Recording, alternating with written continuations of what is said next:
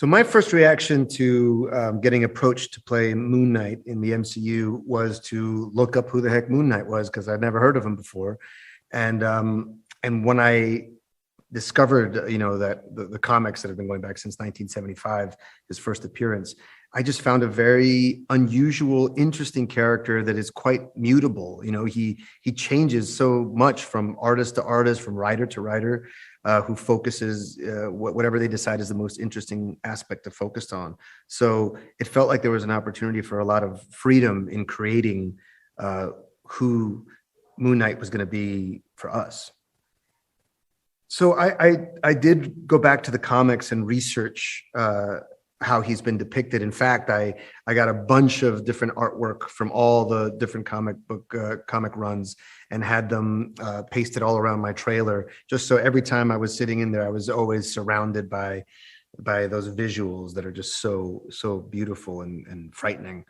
And so there was a lot of, really what I took from that is in a way, it was more the spirit of it as opposed to any plot points. And then for us, it was just about telling a real story that's about a journey through DID. I think what was most exciting about taking on Stephen Grant and Mark Spector and Moon Knight and Mr. Knight was that there was an ability to use this superhero genre and Egyptian iconography, superpowers, all this kind of stuff that's exciting and super entertaining, and use those things to tell a very internal story, this very deeply psychological, emotional story of this person uncovering the trauma that they lived through and finding a way to heal.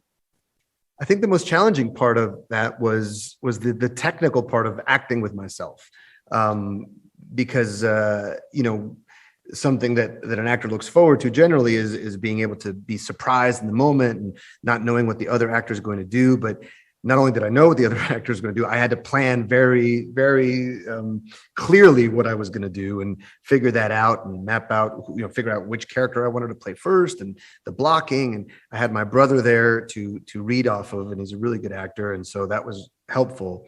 But it was the math around how to film those scenes was technically daunting. So the goal was certainly to depict the experience of living with dissociative identity disorder in an authentic way, in a respectful way, and to really make that the center of the whole series. Well, the thing with the production value, particularly the production design that Stefania, those sets were just astounding.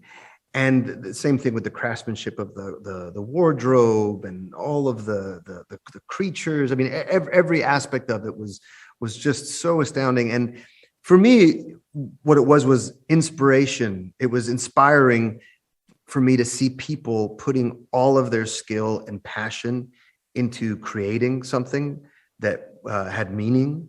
And so for me, it just inspired me to want to do my best and bring my best.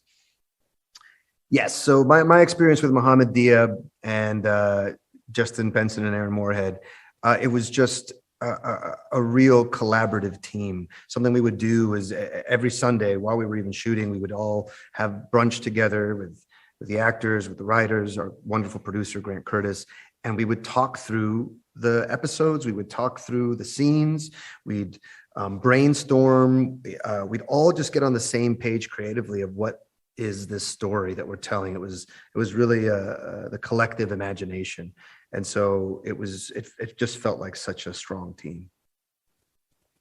I think viewers should expect to go on an incredibly wild ride. It is an adventure story. It's a psychological thriller. There's elements of real horror. And at the core of it is this real deeply felt emotional journey of what it is to survive abuse and trauma and to heal from it.